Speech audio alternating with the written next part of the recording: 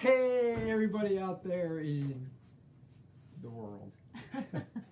She's like, what am I going to say? Who knows? Dr. Dave here from Shores Wellness Solutions, the Natural Health and Wellness Center, along with my beautiful wife, Amy, the real brains behind the operation.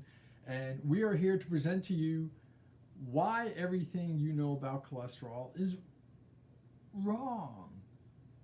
No one has any issues with cholesterol, right? No. No. Some people.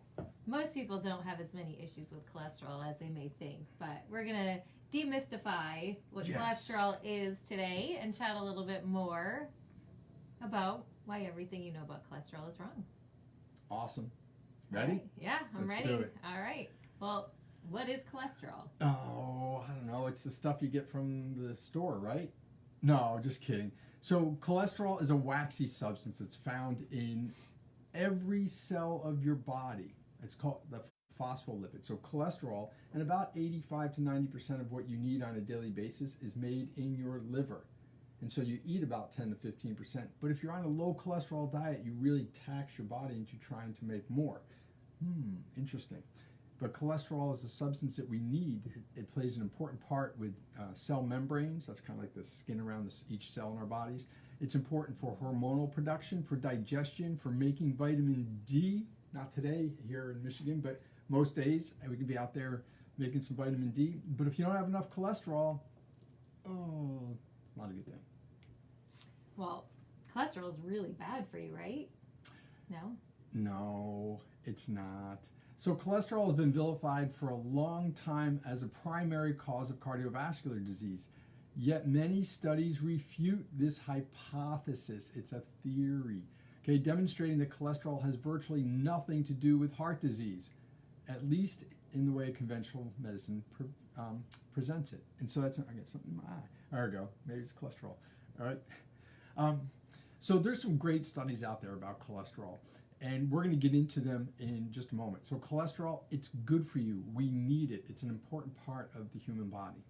So everybody has heard about good cholesterol and bad cholesterol, yes, right?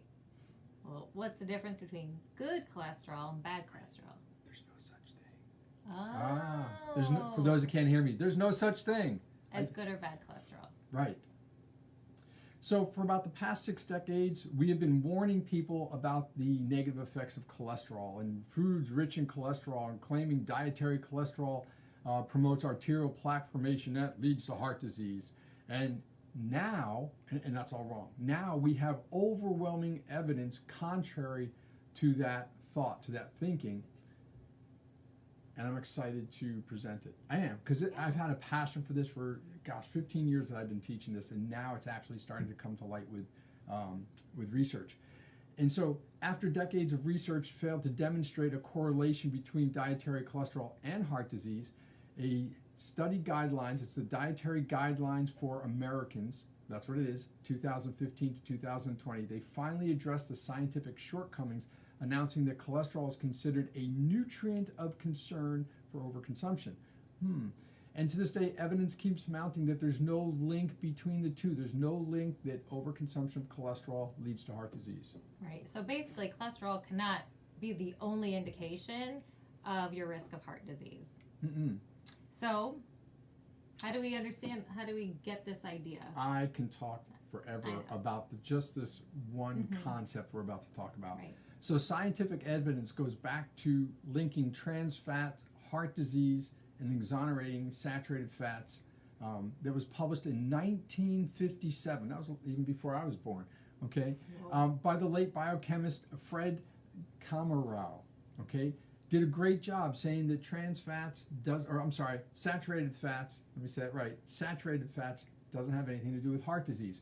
Then, unfortunately, his research was overshadowed by a guy named Ansel Benjamin Keyes about his 7-country studies where he linked saturated fats to heart disease. It was bogus. It was bogus. He was just a great salesman, and he got involved with the American Heart Association in the early 60s, raised like $1.5 million for him, got a title with them, ended up on the committees for the U.S. government, and changed the way, over the last 60 years, changed the way that we look at cholesterol and how we eat. Bad. And if you look at what's happened since Ansel Keys, we have a lot of inflammatory conditions that have happened, that are happening, and diseases that we're trying to fight. And why do we want inflammatory diseases? We don't. But why do they want that? Because inflammatory diseases are continual, and you can put drugs to them that'll keep the symptoms down but never get them well.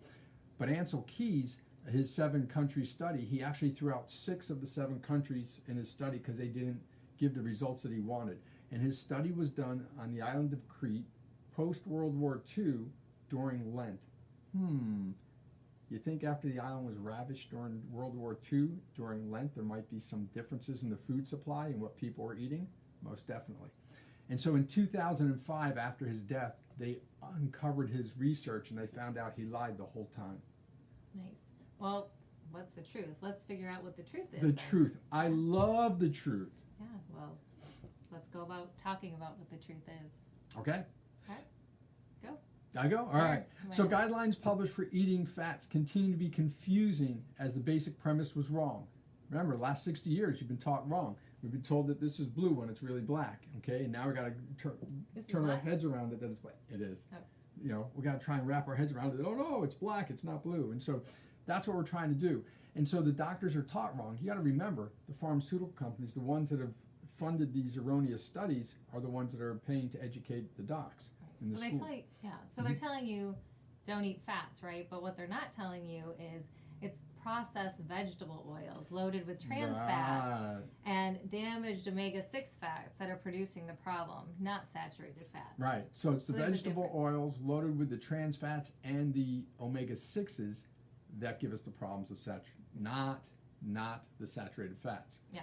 So really, researchers have found that adults over the age of 60 with higher LDL levels generally live longer, which is the opposite of what they've been telling you all along. Right. Right? Total cholesterol levels are generally not predictive of the risk of heart disease and may be absent or inverse in many studies.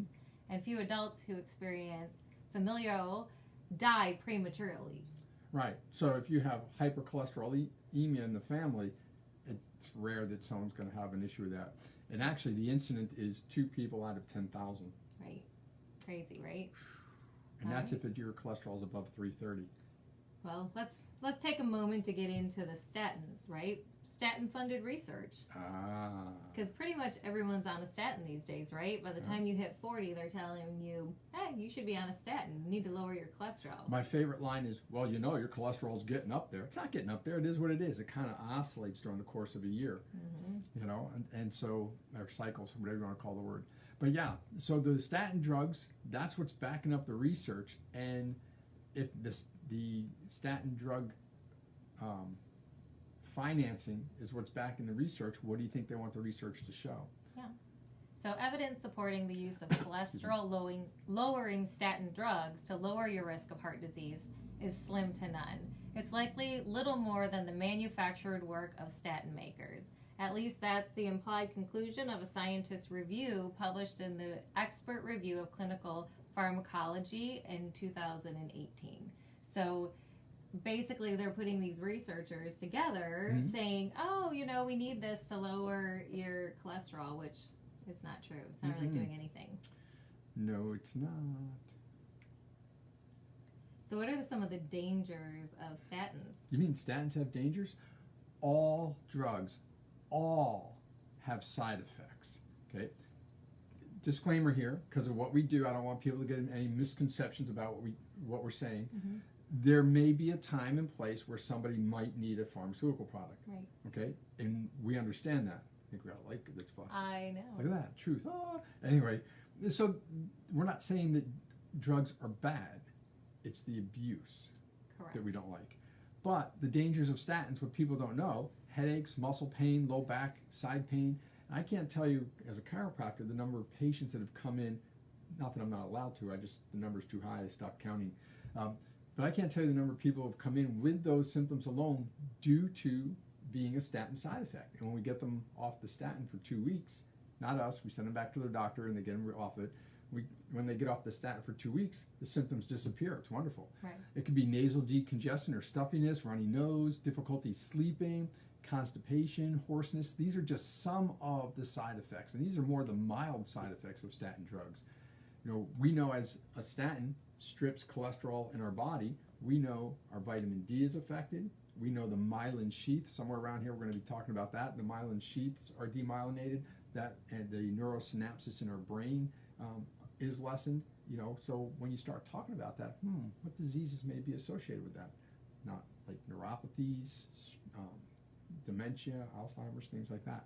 Right. And if you are suffering with diabetes or the beginning stages of that, taking a statin actually increases your risk of heart disease by taking a statin. Huh. So here you're told to take this drug to lower your risk of heart disease, when in actuality it's raising your risk of heart disease. Especially if you have diabetes. Statin drugs are designed to reduce cholesterol levels, and cholesterol does not cause heart disease.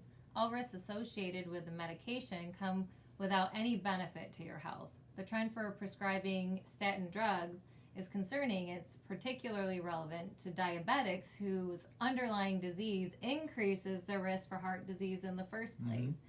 So there's some additional side effects that can be more prevalent if you are living with diabetes, such as urinary tract infections, dizziness, partial loss of sensitivity, distortion of the sense of taste, amnesia, headaches. You also can suffer from more gastrointestinal issues like diarrhea, indigestion, nausea, constipation, abdominal discomfort, abdominal pain, vomiting. Pancreatitis. There's a ton of things, Because as you take the protective layer of the cholesterol out of the cell, then what happens is we become more susceptible to illnesses, and that's a protector. Another thing, you can have an abnormal liver function test, hypoglycemia, anorexia, weight gain. All those are bigger factors for people that are living with diabetes and are on a statin as well. That's right. We talked about joint pain. We talked about muscle spasm, swelling, things to that nature, neck pain, muscle fatigue, death up to 10% of patients. Statins contribute to heart disease, which leads to death. Right. So be careful, especially if you have diabetes, going on a statin, because you're going to increase your risk, not lower every it. time you say diabetes, I think of a song by the Archies, but that's okay. We'll keep going. What song are you thinking of? Sugar, sugar. That's what you're thinking of? Yeah, every time you say it. You got a little song in my head, that's right. All right. Well, there is such an overprescription of statins these days. Oh, it's ridiculous. And, we really would like to help anyone who, if you're suffering with higher cholesterol, or what your doctor is telling you is higher cholesterol, know that there are other solutions to lower that. And having cholesterol isn't a bad thing, actually. A great way to help maintain cholesterol levels? Eating the whole egg. Because the egg yolk has lecithin in there, which actually helps to decrease our cholesterol level. There's another myth. So when you go to your doctor, they're going to tell you stay away from the egg yolk. You really should eat the egg yolk. Right. But if you eat eggs every day, it'll raise your cholesterol. But only if you're eating about 4 dozen eggs a day. Who eats 4 dozen eggs a day? Most people don't even eat 4 dozen eggs in a week by themselves, right? I probably do about 1.5 dozen in a week. You do? At least. Not me. No. Not me. But get rid of the processed vegetable oil. That stuff will raise your cholesterol level. Right. Well, there's other causes of heart disease. You want to go into that a little bit? There's biased research that launched a low-fat myth and reshaped our food industry decades ago, right? Let's get back to Ansel Keys back in the 60s. And saturated fat and cholesterol were rejected. Manufacturers switched to using trans fats and sugar to add taste to processed food, because things with cholesterol actually have good taste. These changes increased inflammatory levels and drove us into a new level of disease processes. And over an extended period of time, chronic inflammation has silently damaged your tissues and your artery walls, and your body tries to repair that. In the repair, you might get a buildup over time of plaquing. So, see, cholesterol. No. And that can potentially break off the plaquing, and that will cause blockage of smaller arteries. And if it's in the heart and the brain, that can be issues with heart attack-like symptoms, or in the brain, stroke-like syndromes. It can trigger a heart attack or stroke. Yeah, excuse me. And if the process goes on for years, we get other inflammatory conditions in there as well. Deep vein thrombosis, heart disease, which we've mentioned, aneurysms, type 2 diabetes, arthritis, osteoarthritis. So there's so many things that can happen. And we also need to make sure that we are getting the micronutrients into the body, such as folate, vitamin E, zinc, and it's very important to get them in to help reduce the inflammatory response. Mm-hmm. But you can't have an artificial source, and unfortunately that's what you're buying when you buy them in the stores, or most of the stuff online, they're artificial. So basically high cholesterol could lead to a longer life. Yeah. Is that what you're saying? Mm-hmm. Right? Yeah, I'm going to raise mine a little more for you. Like, no, lower it. I did not say that. No, she didn't. According to a Japanese study published in the Annuals of Nutrition and Metabolism, older people with a high LDL cholesterol generally live just as long, and many even outlive people with a low LDL. Mm-hmm. So that's another myth, While the reasoning behind this finding is still being fleshed out, studies as far have discovered a few factors that could be at play. Cholesterol may protect against infections as the many observations that conflict with the LDL receptor hypothesis, maybe explaining that the idea that high serum cholesterol and or high LDL is protective against infection. Yes, it is. Look at that. Be a good time these days to have a high cholesterol, high LDL. Right.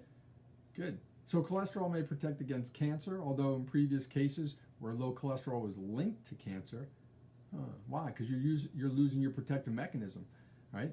So where do I want to go with this?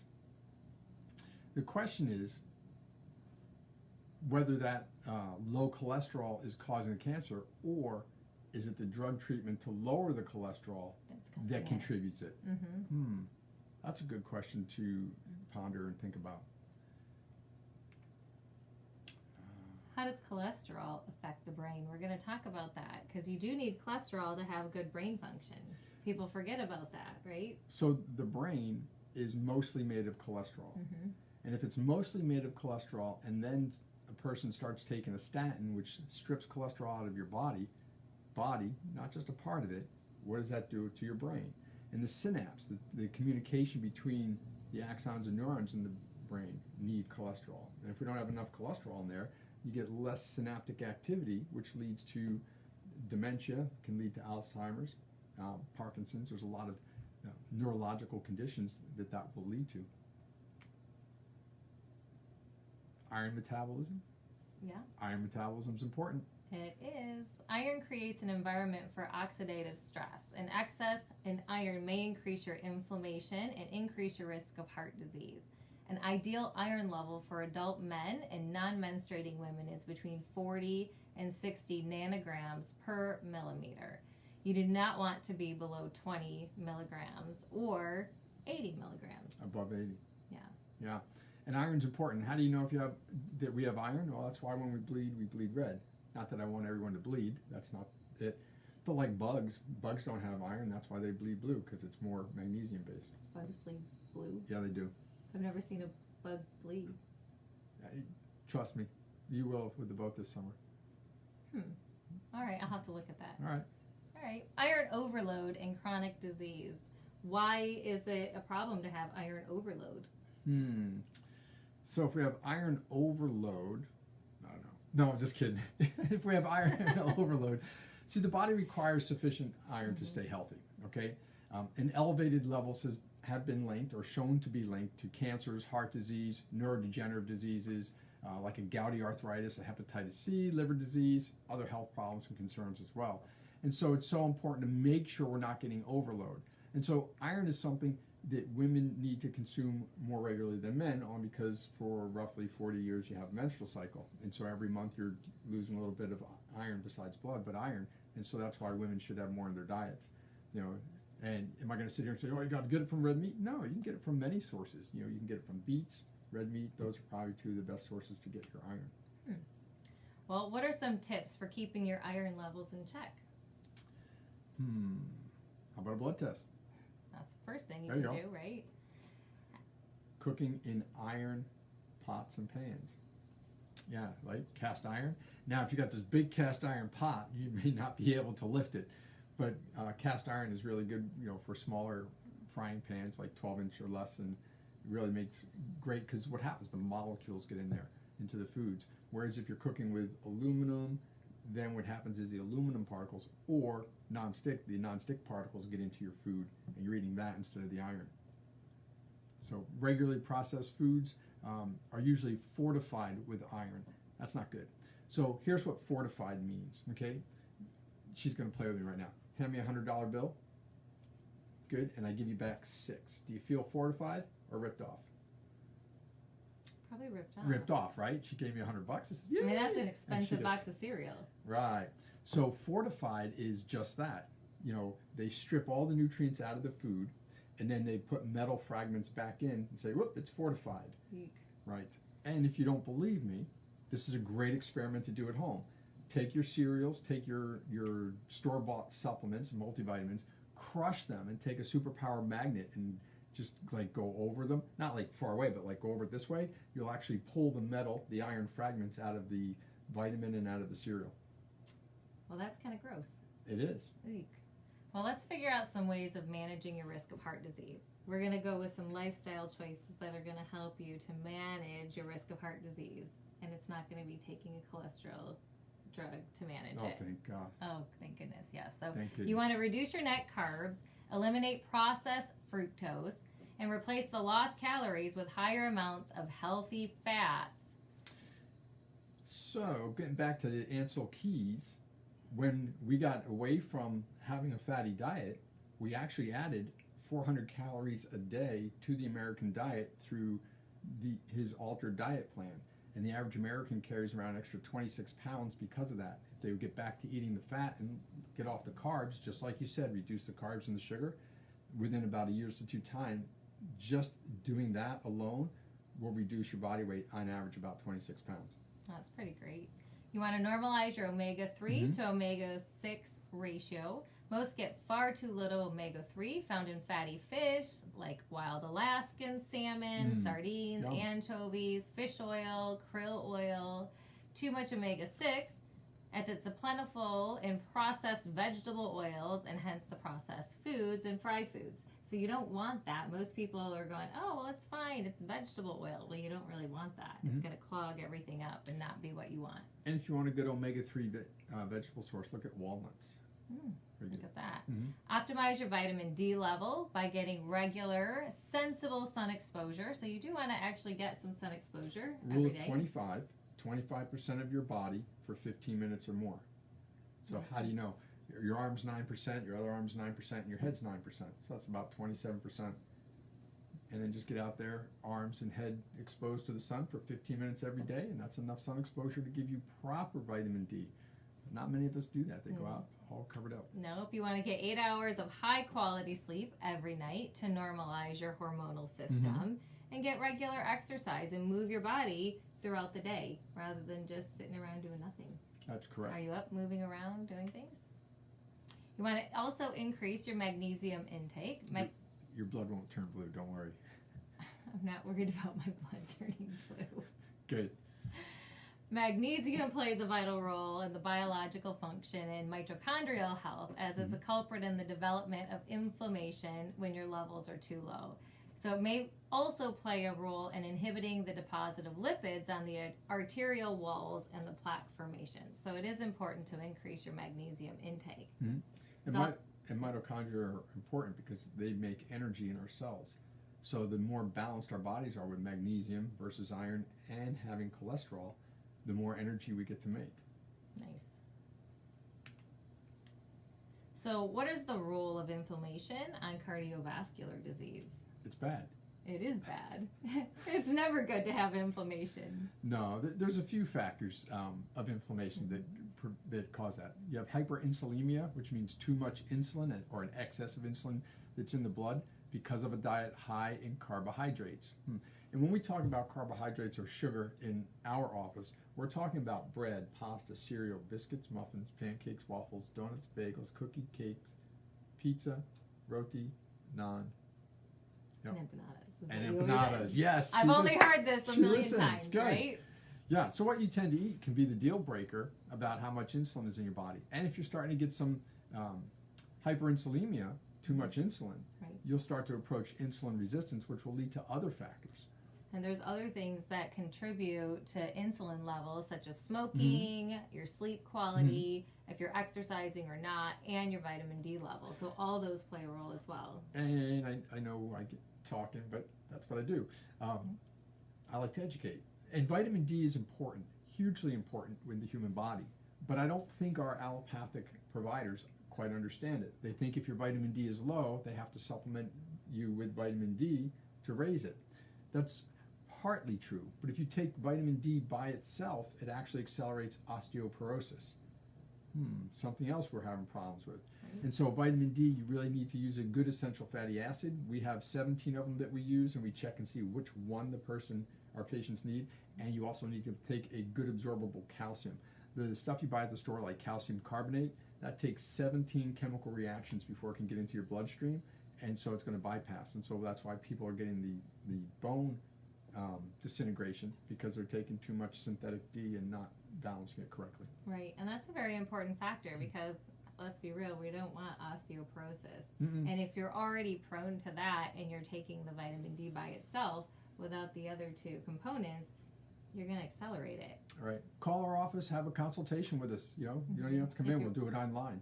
And we'll see what's going on with your health and help you take care of that. And if it's the only consultation we ever have and it saves you from osteoporosis, I'm fine with that. Right. Well, final questions. Any questions? Yeah. Well, I do want to say one thing. A lot of people are going to their doctor, and the doctor is prescribing them medication, right, to lower their cholesterol. I'm going to go through a couple of questions that maybe you should ask your doctor before jumping right on, because you have to always remember, when a doctor recommends something to you, it's your ultimate decision whether you feel that that's right for you or not. You are your best advocate.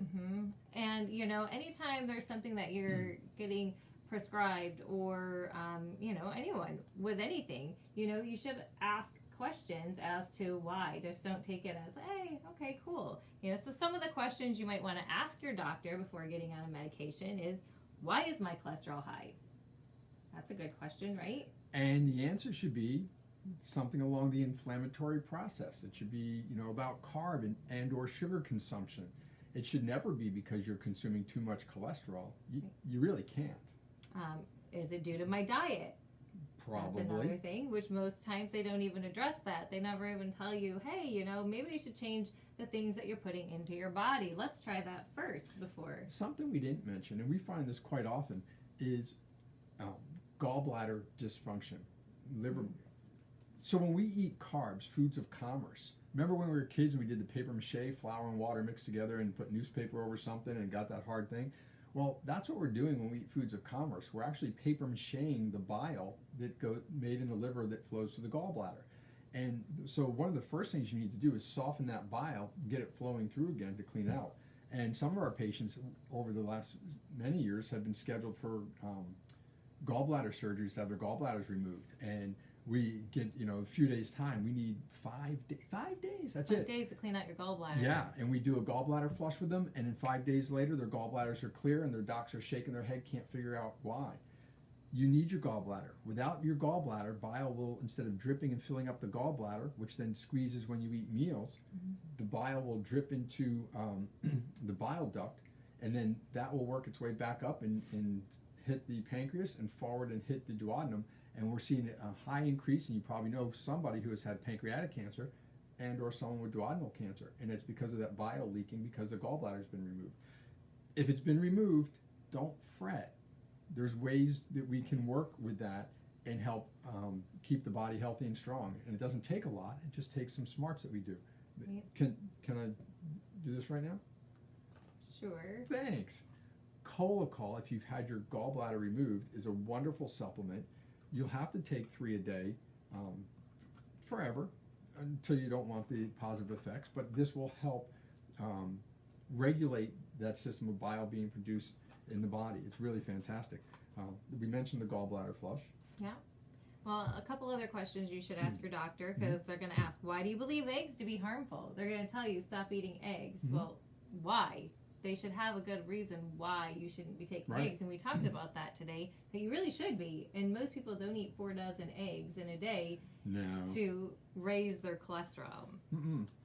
What is an optimal blood cholesterol level? That's another question to ask your doctor. This is awesome. That's a great question to ask.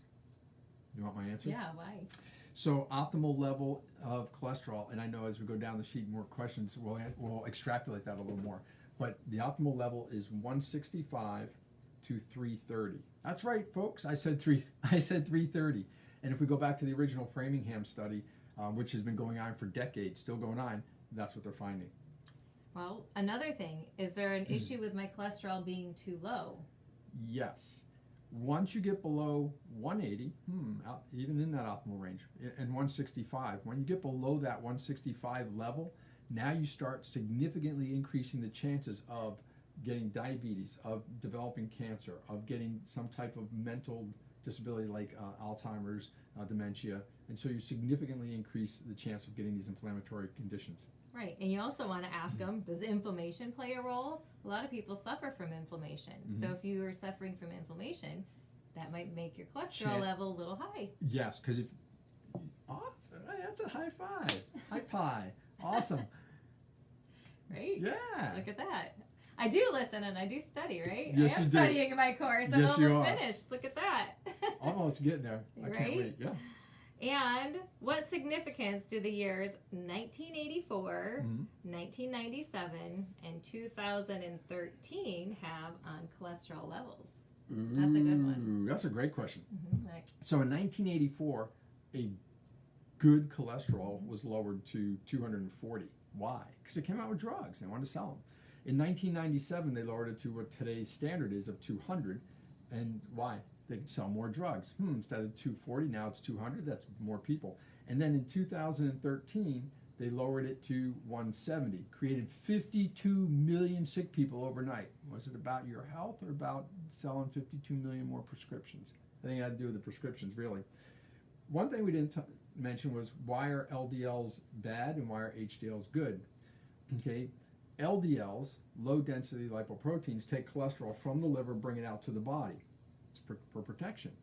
If we have inflammation, LDLs will rise. Has to. We've got to bring more cholesterol out there to protect us. HDLs take that used up, battered cholesterol and bring it back to the liver to be reprocessed or excreted.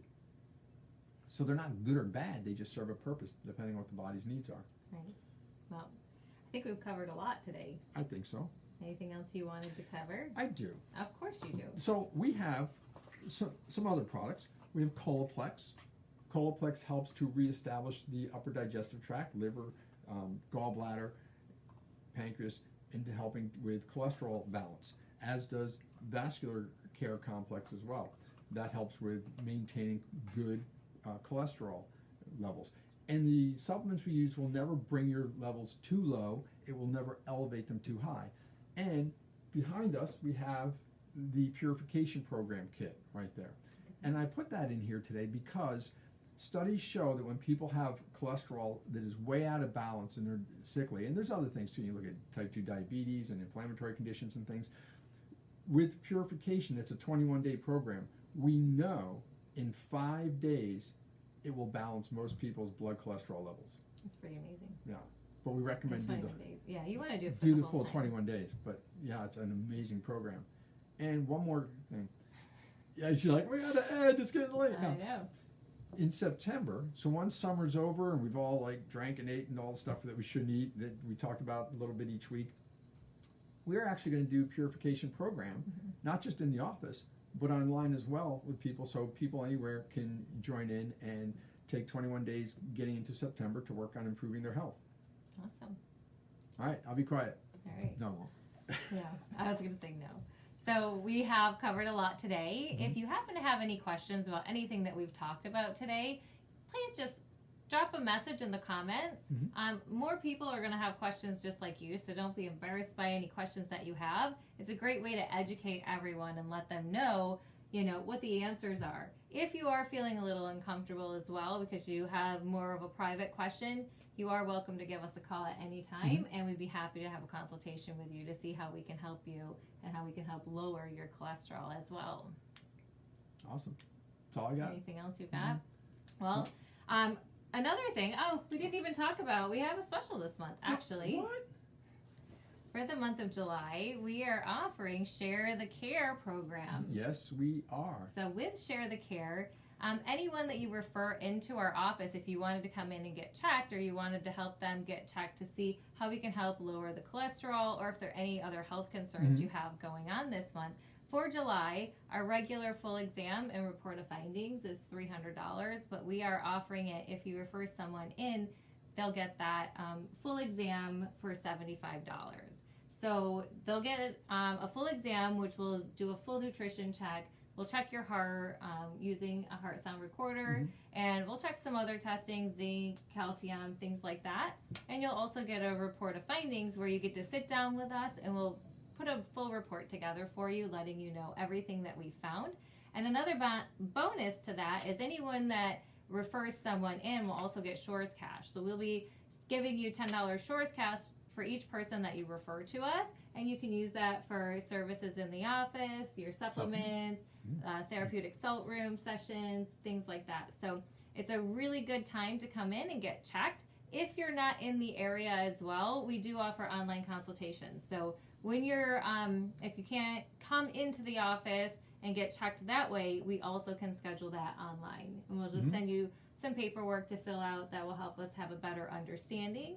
And also if you have any type of blood work or anything that you've currently had done, we take a look at that as well, because we look at that very differently and help with the ratios and what you approach, need. Yes, very much. So please make sure that you put any of the questions that you have in the comments.